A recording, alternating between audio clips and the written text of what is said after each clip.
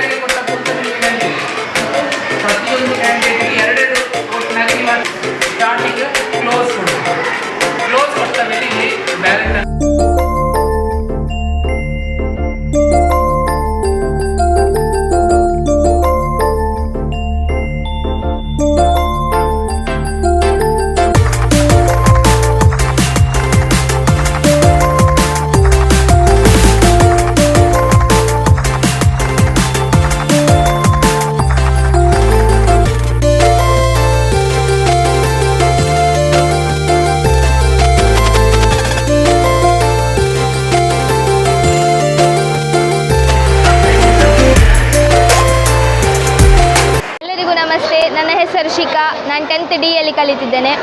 2026-27ನೇ ವರ್ಷದ SPL candidate ಆಗಿ ನಾನು ಭಾಗವಹಿಸ್ತಿದ್ದೇನೆ. ಈ ಸಲ ಕೂಡ ಎಲ್ಲ ವರ್ಷದಾಗೆ ಫೋನಲ್ಲಿ ಡಿಜಿಟಲ್ ಆಗಿ ವೋಟ್ ಹಾಕುವ ಇದು.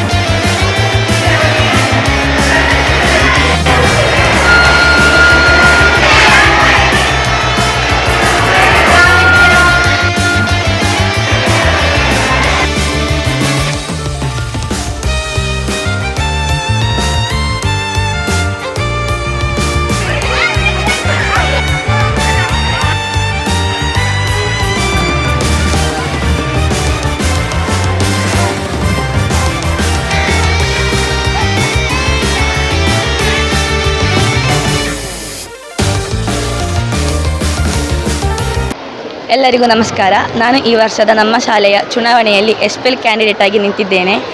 ಬಹುಮತದಿಂದ ಗೆಲ್ಲಬಹುದು ಎಂದು ಬಯಸುತ್ತೇನೆ.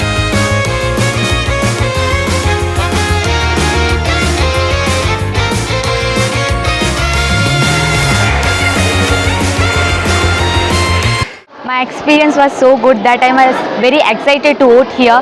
In my old school there was stamping in a metal paper, but here there was a great experience for me because here voted in EVM digital like, so I had great experience here, so I am excited to know the result also. Thank you.